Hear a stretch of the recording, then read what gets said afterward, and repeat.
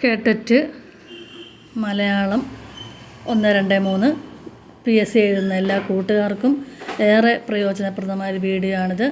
എല്ലാവരും നല്ല രൂപത്തിൽ മനസ്സിലാക്കി പഠിക്കുക. നമുക്ക് തുടങ്ങാം. ചോദ്യം 1. മലയാളത്തിലെ ആദ്യത്തെ ലക്ഷണമൊത്ത നോവലായ ഇന്ദുലേഖ പ്രസാധനം ചെയ്ത വർഷമേതാണ്? 4 ഓപ്ഷൻ തന്നിട്ടുണ്ട്. നിങ്ങൾ തന്നെ ആദ്യം ഉത്തരം കണ്ടെത്താൻ ശ്രമിക്കണം. ഇതിൻ്റെ കറക്റ്റായിട്ട് ആൻസർ വരുന്നത് ഓപ്ഷൻ ബി ആണ്, 1889. ചോദ്യം 2. പച്ചമലയാള പ്രസ്ഥാനത്തിൻ്റെ ഉപജ്ഞാതാവ് എന്നറിയപ്പെടുന്നത് ആരാണ്? കൊടുങ്ങല്ലൂർ ആണോ, കേരളവർമ്മയാണോ, കുണ്ടൂരാണോ, വെൺമണിയാണോ? ആൻസർ ഓപ്ഷൻ സി ആണ്, കുണ്ടൂർ നാരായണ മേനോൻ. അടുത്ത ചോദ്യം. കഥകളിയുടെ ഉപജ്ഞാതാവ് എന്നറിയപ്പെടുന്നത് ആരാണ്? കഥകളിയുടെ ഉപജ്ഞാതാവാണ് കൊട്ടാരക്കര തമ്പുരാൻ. കൊട്ടാരക്കര തമ്പുരാനാണ് കഥകളിയുടെ ഉപജ്ഞാതാവ്. ഓപ്ഷൻ ബി ആണ്. 4-മത്തെ ചോദ്യം. യൂസഫലി കേച്ചേരിയുടെ ആദ്യ കവിതാ സമാഹാരം ഏതാണ്? 1000 നാവുള്ള മൗനം, സൈനബ, അമൃത്, കേച്ചേരിപ്പുഴ. ഏതാണ്?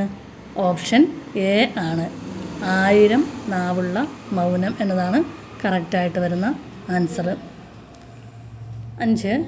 കേരള സിംഹം എന്ന ചരിത്ര നോവൽ രചിച്ചതാര്?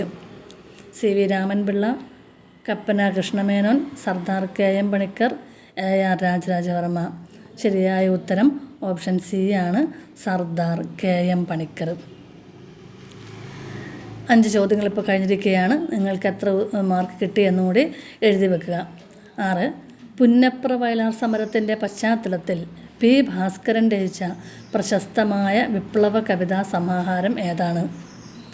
വയലാർ ഗർജിക്കുന്നു, രക്തസാക്ഷികൾ, മാറ്റൊലി, വയലാർ പാടുന്നു. ഇതിലേതാണ്? ഓപ്ഷൻ എ ആണ്, വയലാർ ഗർജിക്കുന്നു എന്നുള്ളതാണ് കറക്റ്റായ ആൻസർ. 7. K. അയ്യപ്പ പണിക്കരുടെ മാസ്റ്റർ പീസ് എന്ന് വിശേഷിപ്പിക്കാവുന്ന പ്രശസ്ത കവിത ഏതാണ്? അയ്യപ്പ പണിക്കരെ നിങ്ങൾക്ക് എല്ലാവർക്കും അറിയാമല്ലോ. അയ്യപ്പ പണിക്കരുടെ മാസ്റ്റർ പീസ് എന്ന് വിശേഷിപ്പിക്കുന്ന കവിത ഏതാണ്? കുരുക്ഷേത്രം, പകലുകൾ രാത്രികൾ, മൃത്യുപൂജ, കുടുംബപുരാണം. ഏതാണ് ഇതിനകത്ത് അയ്യപ്പ പണിക്കരുടെ മാസ്റ്റർ പീസ് എന്ന് വിശേഷിപ്പിക്കുന്നത്? പകലുകൾ രാത്രികൾ. അപ്പോൾ ഓപ്ഷൻ ഏതാണ്? ഓപ്ഷൻ ബി ആയിട്ട് വന്നിരിക്കുന്നത്, പകലുകൾ രാത്രികൾ. 8-മത്തെ ചോദ്യം. വയലാർ അവാർഡ് ആദ്യമായി നേടിയ കൃതിയും അതിൻ്റെ രചയിതാവും ആരാണ്? അത് ആരാണെന്ന് എല്ലാവർക്കും അറിയാമല്ലോ. വയലാർ അവാർഡ് നേടിയത് ലളിതാംബിക അന്തർജനത്തിനാണ്. ലളിതാംബിക അന്തർജനത്തിന് ഏറ്റവും പ്രശസ്തമായ സിനിമയാക്കിയ ഒരു നോവലാണ് അഗ്നിസാക്ഷി. ഓപ്ഷൻ എന്നുള്ളത് എ ആണ്. ഓപ്ഷൻ എ ആണ് കറക്റ്റായിട്ടുള്ള ആൻസർ. വയലാർ അവാർഡ് നേടിയ ആദ്യ കൃതി. മാറ്റുവിൻ ചട്ടങ്ങളെ സ്വയമല്ലെങ്കിൽ മാറ്റുമതികളെ നിങ്ങളെത്താൻ. ഈ പ്രശസ്തമായ വരികൾ ഏത് കവിതയിലേതാണ്? ഏത് കവിതയിലേതാണെന്നാണ് ചോദിച്ചിരിക്കുന്നത്. ആരുടെയാണെന്ന് നിങ്ങൾക്കറിയാമല്ലോ, ആശാൻ്റെ കവിതയാണ്. ആശാൻ്റെ വരികളാണിത്. ഇത് ദുരവസ്ഥ എന്ന കവിതയിലേതാണ് ഈ വരികൾ. ഓപ്ഷൻ സി ആണ്. മലയാളത്തിലെ ഏറ്റവും പ്രാചീനമായ പാട്ട് കൃതി ഏതാണ്? 4 ഓപ്ഷനുണ്ട്. മലയാളത്തെ ഏറ്റവും പ്രാചീനം എന്ന് ചോദിച്ചാൽ അത് രാമചരിതം തന്നെയാണ്. ചീരാമനാണ് അതിൻ്റെ രചയിതാവ്, രാമചരിതത്തിൻ്റെ. അപ്പോൾ മലയാളത്തിലെ ഏറ്റവും പ്രാചീനമായ പാട്ടുകൃതി രാമചരിതമാണ്. ചീരാമനാണ് എൻ്റെ രചയിതാവ്. ഇപ്പോൾ 10 ക്വസ്റ്റ്യൻ തന്നിരിക്കുകയാണ്. ഈ 10 ക്വസ്റ്റ്യനിൽ നിങ്ങൾക്ക് എത്ര മാർക്ക് കിട്ടിയെന്ന് നിങ്ങൾ പരിശോധിക്കണം. 11. മലയാളത്തിലെ ആദ്യത്തെ ചമ്പു സാഹിത്യകൃതി ഏതാണ്?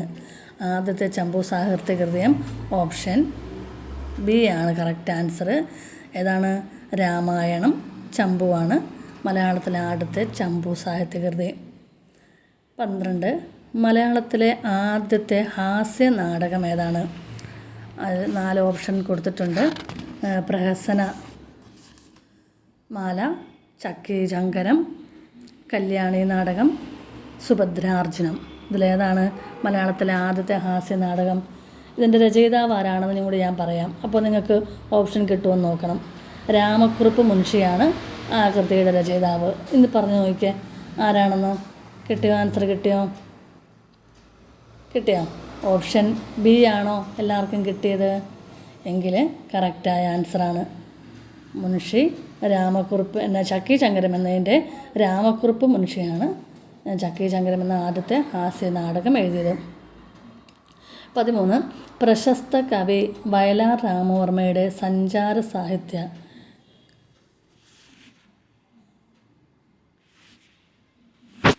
പ്രശസ്ത കവി വയലാർ രാമവർമ്മയുടെ സഞ്ചാര സാഹിത്യകൃതി ഏതാണ്?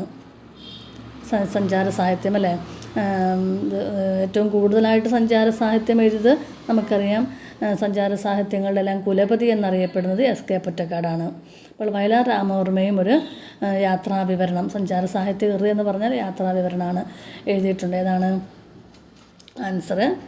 എ ആണ്. എ എന്ന് പറയുമ്പോൾ എന്താണ്? പുരുഷാന്തരങ്ങളിലൂടെ അല്ലേ? വയലാറിൻ്റെ യാത്രാവിവരണമാണ് പുരുഷാന്തരങ്ങളിലൂടെ. 14. പ്രശസ്ത എഴുത്തുകാരൻ ചെറുകാടിൻ്റെ ആത്മകഥ എന്നാണ്. ചെറുകാട് എന്ന തൂലികാ നാമത്തിൽ അറിയപ്പെടുന്ന ആരാണ്? ഗോവിന്ദ പിഷാരടിയാണ് അല്ലേ? ഗോവിന്ദ പിഷാരടി ചെറുകാട് എൻ്റെ ആത്മകഥ എന്ന് പറയുന്നത് ഏതാണ്? ജീവിതപാതയാണ് ചെറുകാടിൻ്റേത്. ഓപ്ഷൻ ബി ആണ് കറക്റ്റായിട്ടുള്ള ആൻസർ. നിങ്ങൾക്ക് കിട്ടുന്നുണ്ടല്ലോ അല്ലേ? മഹാത്മാഗാന്ധിജിയുടെ വിയോഗത്തിൽ മനം നൊന്ത് വള്ളത്തോൾ രചിച്ച ഒരു വിലാപകാവ്യം ഏതാണ്? ഗാന്ധിജിയുടെ മഹാത്മ്യത്തെയും എല്ലാം ഗുണവിശേഷങ്ങളെല്ലാം ഉൾക്കൊള്ളിച്ചുകൊണ്ട് വള്ളത്തോൾ ഒരു കവിത രചിച്ചിട്ടുണ്ട് അല്ലേ? അതേതാണെന്ന് എല്ലാവർക്കും അറിയാമല്ലോ, എൻ്റെ ഗുരുനാഥൻ. അപ്പം എൻ്റെ ഗുരുനാഥൻ എന്നുള്ള ഒരു കവിത കൂടാതെ മഹാത്മാഗാന്ധിയുടെ മരണപ്പെട്ടപ്പോൾ ഒരു വിലാപകാവ്യം കൂടെ വിലപിച്ചുകൊണ്ട് ഒരു കാവ്യം കൂടെ എഴുതി. ഏതാണ് ആ കവിത? ഓപ്ഷൻ എ ആണ്. ബാപ്പുജി എന്നാണ് ആ വിലാപകാവ്യത്തിൻ്റെ പേര്. ഇപ്പോൾ ബാക്കിയുള്ള ഈ ചോദ്യങ്ങൾക്കും കൂടെ നിങ്ങൾക്ക് 5 ചോദ്യങ്ങൾക്കും കൂടെ ഉത്തരം എത്ര എണ്ണം ശരിയാക്കാൻ പറ്റിയെന്നുള്ളത് എല്ലാവരും ഒന്ന് പരിശോധിക്കണം. അടുത്ത് നമുക്ക് മറ്റൊരു സെക്ഷനിലേക്കാണ് കിടക്കുന്നത്. തൂലികാ നാമങ്ങളും കവികളുടെ വിശേഷണങ്ങളുമൊക്കെ ആയിട്ടുള്ള മറ്റു ചില ചോദ്യങ്ങളിലേക്ക് കിടക്കാം. മലയാളത്തിലെ മിസ്റ്റിക് കവി എന്ന് വിശേഷിപ്പിക്കുന്നത് ആരെയാണ്? ഒരു വിശേഷണമാണല്ലേ ഇത്. അങ്ങനെ മിസ്റ്റിക് കവി എന്ന് വിശേഷിപ്പിക്കുന്നത് ആരെയാണ്? ജി ശങ്കരക്കുറുപ്പിനെയാണ്. ഓപ്ഷൻ എ ആണ് ശരിയായ ഉത്തരം. ജി ശങ്കരക്കുറുപ്പിനെ നമുക്കറിയാമല്ലോ, മലയാളത്തിലെ ജ്ഞാനപീഠം അവാർഡിൽ ആദ്യമായിട്ട് ലഭിച്ച കവിയാണ്. ഓടക്കുഴൽ എന്ന കൃതിക്കാണ് ജ്ഞാനപീഠം അവാർഡ് ലഭിച്ചത് എന്നൊക്കെ എല്ലാവർക്കും അറിയാം. കൂട്ടത്തിൽ നിങ്ങൾ അറിഞ്ഞിരിക്കേണ്ട മറ്റൊരു ചോദ്യവും കൂടിയാണ് മിസ്റ്റിക് കവി എന്നുകൂടി ജി ശങ്കരക്കുറുപ്പ് അറിയപ്പെടുന്നു. അടുത്ത ചോദ്യം, കവിതയിലെ ആധുനികതയെ ഒരു ആഘാതമാക്കി മാറ്റിയ കവി ആരാണ്? അല്ലേ? ഉറച്ച ശബ്ദത്തിൻ്റെയൊക്കെ ഒരു വക്താവും കൂടിയാണ്. സച്ചിദാനന്ദൻ, കടമ്മനിട്ട രാമകൃഷ്ണൻ, ആറ്റൂർ രവിവർമ്മ, ഡി വിനയചന്ദ്രൻ. ഇതിനെ കവിതയെ ഒരു ആഘാതമാക്കി മാറ്റിയ, കവിത ചൊല്ലുന്ന താളവും ഈണവും ഒക്കെ നമ്മുടെ മനസ്സിലേക്ക് കടന്നു വരും ഇപ്പോൾ അത് പറയുമ്പോൾ തന്നെ. ഞാൻ വേറൊരു ക്ലൂ തരാം നിങ്ങൾക്ക് അതിൻ്റെ ആൻസറിലേക്ക് എത്താൻ വേണ്ടി. ശാന്ത എന്നൊരു കവിത രചിച്ചിട്ടുണ്ട് ആ കവി. ഇപ്പോൾ കിട്ടിക്കാണൂല്ലോ ഉത്തരം. ഓപ്ഷൻ ബി ആണ് കവിത. കടമ്മനിട്ട രാമകൃഷ്ണനാണ് കവിതയെ, ആധുനികതയെ ഒരു ആഘാതമാക്കി മാറ്റിയ കവി. അടുത്ത ചോദ്യം, അമാവാസിയുടെ ഏകാന്തതയിൽ തനിക്ക് കൈവന്ന ഒരു തുള്ളി വെളിച്ചമാണ് കവിത എന്ന് പ്രഖ്യാപിച്ച കവി ആരാണ്? അമാവാസിയുടെ ഏകാന്തതയിൽ തനിക്ക് കൈവന്ന ഒരു തുള്ളി വെളിച്ചമാണ് കവിത. അപ്പോൾ കവിതയെ എത്ര മനോഹരമായിട്ടാണ് അവിടെ പറഞ്ഞിരിക്കുന്നത് അല്ലേ? അമാവാസിയുടെ ഒരു ഏകാന്തത, അതിനിടയിൽ തനിക്ക് കൈവന്നൊരു ഒരു തുള്ളി വെളിച്ചം എന്നാണ് പറയുന്നത്. അപ്പോൾ കവിതയെ അങ്ങനെ വിശേഷിപ്പിച്ചത് ഏത് കവിയാണ്? ഞാനൊരു ക്ലൂ തരട്ടെ. ഉപ്പ് എന്ന കവിത ആ കവി രചിച്ചിട്ടുണ്ട്. മനസ്സിലായോ? ഓപ്ഷൻ ബി ആണ് ഉപ്പ് എന്ന കവിയുടെ കർത്താവായ ONV കുറുപ്പ്. നിങ്ങൾക്ക് ആർക്കെങ്കിലും കിട്ടിയായിരുന്നോ? അടുത്ത ക്വസ്റ്റ്യൻ, സ്പർശിച്ചാസ്വദിക്കുന്ന കവിത എന്ന് വിശേഷിപ്പിക്കുന്നത് ആരുടെ കവിതകളെയാണ്? നമുക്ക് മനസ്സിരുത്തി വായിക്കാവുന്നൊരു കവിതയാണ്. അതുകൊണ്ട് തന്നെയാണ് ആ കവയിത്രിയുടെ കവിതയ്ക്ക് സ്പർശിച്ചാസ്വദിക്കുന്ന കവിത എന്ന് പറഞ്ഞത്. ഒരു ക്ലൂ ഞാൻ തരട്ടെ. പ്രകൃതി, പരിസ്ഥിതി ഒക്കെയുമായി ബന്ധപ്പെട്ടുകൊണ്ട് പരിസ്ഥിതി കവിതകൾ എന്നൊക്കെ തന്നെ പറയാവുന്ന കവിതകൾ രചിച്ചിട്ടുണ്ട്. എഴുത്തുകാരി ആരാണ്? എ ആണ് ഓപ്ഷൻ. ആരാണ്? സുഗതകുമാരി. സുഗതകുമാരി ചേച്ചിയാണ് നമ്മുടെ സ്പർശിച്ചാസ്വദിക്കാവുന്ന കവിത എന്ന് പറയാവുന്നത്. അടുത്തൊരു ക്വസ്റ്റ്യൻ. തൻ്റെ കവിതയെ ഒരു പ്രസ്ഥാനമാക്കി മാറ്റിയ കവി ആരാണ്? കവിതയെ തന്നെ ഒരു പ്രസ്ഥാനമാക്കി മാറ്റിയ ആളാരാണ്? കുഞ്ഞുണ്ണി മാഷ്, ചെമ്മനം ചാക്കോ, സഞ്ജയൻ, ഇ വി കൃഷ്ണപിള്ള. ഇതിനകത്ത് ഇ വി കൃഷ്ണപിള്ളയും സഞ്ജയനും ഒക്കെ നമുക്കറിയാം കവിയല്ല അല്ലേ. അപ്പോൾ കവിയായിട്ട് പറഞ്ഞ 2 പേരേ ഉള്ളൂ, കുഞ്ഞുണ്ണി മാഷും ചെമ്മനം ചാക്കോയും. നമ്മൾ എപ്പോഴും ഏറ്റവും കൂടുതൽ കവിയെ ഒരു പ്രസ്ഥാനമാക്കി എന്ന് പറയുമ്പോൾ അവരുടെ വരികൾക്ക് എന്തെങ്കിലും പ്രത്യേകതയുണ്ടാകും. ഇത്രയും പറഞ്ഞപ്പോൾ നിങ്ങൾക്ക് മനസ്സിലായി കാണും. വായനാ ദിനത്തിനൊക്കെ നമ്മൾ എഴുതുന്ന 2 വരികളുണ്ട്. വായിച്ചാൽ വളരും, വായിച്ചില്ലെങ്കിൽ വളയും. ആരുടെ വരികളാണെന്ന് ഇപ്പോൾ തന്നെ എല്ലാവർക്കും തന്നെ ഉത്തരം കിട്ടിയിട്ടുണ്ട്. കവിതയെ ഒരു പ്രസ്ഥാനമാക്കിയ കവി ആരാണ്? ഓപ്ഷൻ എ ആണ് നമ്മുടെ കുഞ്ഞുണ്ണി മാഷ് അല്ലേ. കുഞ്ഞുണ്ണി മാഷാണ് കവിതയെ പ്രസ്ഥാനമാക്കി മാറ്റിയ കവി. അദ്ദേഹം പറയാറുണ്ട്, കുഞ്ഞുണ്ണി മാഷ പേര് തന്നെ പോലെ കുഞ്ഞുണ്ണി മാഷാണ്, വളരെ പൊക്കം കുറഞ്ഞാണ്. അദ്ദേഹം പറയുകയാണ്, പൊക്കമില്ലായ്മയാണ് എൻ്റെ പൊക്കമെന്നറിയുക. അദ്ദേഹത്തിനെ പൊക്കത്തിലെത്തിച്ചത്, ആളുകളുടെ ഇടയിലെല്ലാം ഉയരത്തിൽ അറിയപ്പെടുന്ന രൂപത്തിൽ പൊക്കത്തിലെത്തിച്ചത് അദ്ദേഹത്തിൻ്റെ പൊക്കമില്ലായ്മയാണ് എന്ന് അദ്ദേഹം 2 വരികൾ എഴുതിയിട്ടുണ്ട്. അപ്പോൾ ഒരു കവിതയെ തന്നെ ഒരു പ്രസ്ഥാനമാക്കി നമുക്കതിലൂടെയൊക്കെ മനസ്സിലാക്കാൻ സാധിക്കും. അടുത്തത്, നാളികേര പാകൻ എന്നറിയപ്പെടുന്ന കവി ആരാണ്? ഇതെല്ലാം പ്രാചീന കവിത്രയമുണ്ട്, ആധുനിക കവിത്രയത്തിലുണ്ട്. ഇതിനകത്ത് ഒരാളെ നമ്മൾ നാളികേര പാകൻ എന്ന് പറയും. ആരാണെന്നറിയാമോ? ഞാനൊരൊറ്റ ക്ലൂ പറഞ്ഞാൽ മതി, നിങ്ങൾക്ക് കാര്യം മനസ്സിലാവും. ഉജ്ജ്വല ശബ്ദാട്യൻ എന്ന് നമ്മൾ വിശേഷിപ്പിക്കുന്നതിനകത്ത് ആരെയാണ്? എല്ലാവർക്കും കിട്ടി. ഓപ്ഷൻ സി ആണ്. ഉള്ളൂർ എസ് പരമേശ്വരയ്യരെയാണ് നമ്മൾ നാളികേര പാകൻ എന്ന് പറയപ്പെടുന്നത്. അടുത്ത 22ാമത്തെ ക്വസ്റ്റ്യനിലേക്ക് നമുക്ക് കിടക്കാം. 100 മേനി കൊയ്ത കവി എന്ന് വിശേഷിപ്പിക്കുന്നത് ആരെയാണ്? ആ ചോദ്യത്തിൽ തന്നെ ഉണ്ടൊരു ക്ലൂ ഉണ്ട്. 4 ഓപ്ഷനുണ്ട്. വൈലോപ്പിള്ളി ശ്രീധരമേനോൻ, ഇടശ്ശേരി ഗോവിന്ദ നായർ, പി കുഞ്ഞിരാമൻ നായർ, വള്ളത്തോൾ നാരായണ മേനോൻ. ആ ചോദ്യം ഒന്നും കൂടെ വായിച്ചേ. 100 മേനി കൊയ്ത കവി, കൊയ്ത്തിൻ്റെ കവി ആരാണ്? കന്നിക്കൊയ്ത്ത്, മകരക്കൊയ്ത്ത് എന്നൊക്കെ നമ്മൾ പറയാറുണ്ട് അല്ലേ. അപ്പം 100 മേനി കൊയ്ത കവി എന്ന് വിശേഷിപ്പിക്കുന്ന ആരെയാണ്? ഓപ്ഷൻ എ ആണ്.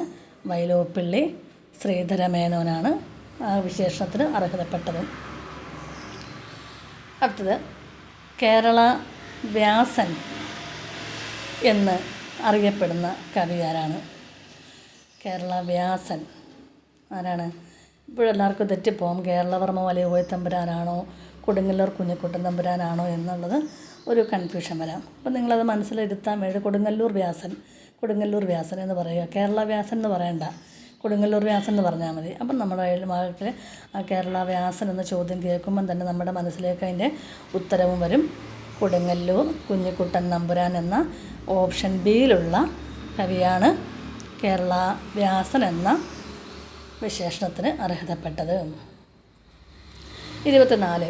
ആനന്ദ് എന്ന തൂലികാനാമത്തിൽ അറിയപ്പെടുന്ന പ്രശസ്ത മലയാള നോവലിസ്റ്റ് ആര്? ഇതിപ്പോൾ എല്ലാവരും തന്നെ മനഃപ്പാഠമാക്കി വെച്ചിരിക്കുന്ന ഒരു ചോദ്യമാണ് അല്ലേ. അതിനകത്ത് യാതൊരു തർക്കവുമില്ല. പി സച്ചിദാനന്ദൻ എന്നാണ് അവിടെ ആനന്ദ തൂലികാനാമത്തിൽ. ഓപ്ഷൻ എ ആണ് കറക്റ്റായിട്ട് ആൻസർ. ഇനി നമുക്ക് അടുത്ത ചോദ്യങ്ങളിലേക്ക് പോകാം. ഇപ്പോൾ ഈ 24 ക്വസ്റ്റ്യനിലും നിങ്ങൾ പിന്നിട്ടപ്പോൾ എവിടെയെങ്കിലും നിങ്ങൾക്കൊരു ബുദ്ധിമുട്ടായിട്ടുള്ള ചോദ്യങ്ങളുണ്ടെങ്കിൽ ഒന്നും കൂടെ വീഡിയോ കാണുക. അതുപോലെ നിങ്ങളുടെ പ്രിയപ്പെട്ട കൂട്ടുകാർക്കുമൊക്കെ നിങ്ങളുടെ ബന്ധുക്കൾക്കുമൊക്കെ ഇത് അയച്ചു കൊടുത്ത് അവർക്കും കൂടെ ഉപകാരപ്രദമാക്കുക. ഇനി നിങ്ങൾക്കിതിൻ്റെ കമൻസുകൾ നിങ്ങൾ എഴുതണം കേട്ടോ. നിങ്ങൾക്ക് എങ്ങനെയുള്ള ചോദ്യങ്ങളാണ് വേണ്ടത്, ഈ ചോദ്യങ്ങളിനകത്ത് ഞാൻ പറയുന്ന രീതി ഇങ്ങനെ മതിയോ, ഇനി ആവർത്തിച്ച് പറയണോ, അങ്ങനെയൊക്കെ നിങ്ങളുടെ കമൻസും കൂടെ ഇട്ടാൽ അതിനനുസരിച്ച് എനിക്ക് തിരുത്തി തരാൻ പറ്റും. അടുത്തത്, മലയാളത്തിലെ അറുക്കൻ എന്ന വിശേഷണമുള്ള കവി ആരാണ്?